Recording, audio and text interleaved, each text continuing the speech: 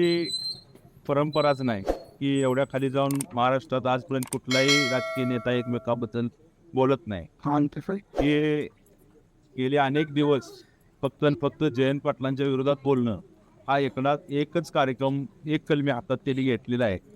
या अगोदर जत विधानसभा मतदारसंघातून आमदार रमेश शेरगे सुद्धा निवडून आलेले आहेत. तेही धनगर समाजाचे होते आमचे. इकडं बाबासाहेब गणपतराव देशमुखांचे नातू आबासाहेब तेही आता आमदार आहेत. इकडे राम शिंदे आमदार होते धनगर समाजाचे. अनेक भरतमामा दत्तामामा बर्णे अनेक धनगर समाजाचे आमदार आज महाराष्ट्रातून निवडून आले आहेत. पण या आमदाराला वाटते की मी एकटाच धनगराचा निवडून आले. अनेक आमदार धनगर समाजाचे होऊन गेलेत.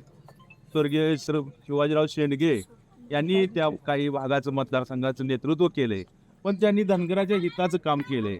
आपण निवडून आल्यापासून फक्त जयंत पाटलाचं माप काढले, ह्याच्या पलीकडे दुसरं कुठलंही काम आपण केलेलं नाही.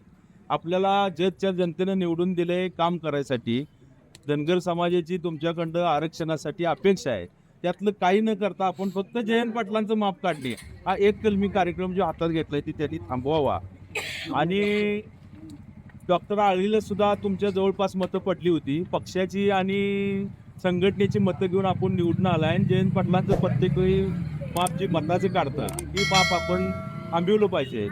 आणि या तालुक्यातले आज आता इथं आमच्या आया बहिणींचं वक्तव्य तुमच्याबद्दलचं ऐकलंय की असं जर चालू राहिलं तर ह्या वाळवे तालुक्यातली जनता ही स्वाभिमानी आहे, ही क्रांतिकारी आहे. वाळवा तालुका हा क्रांतिवीरांचा आहे. हा क्रांतिवीरांचा तालुका कदापि हे असलं वाचाळ वक्तव्य सहन करणार नाही.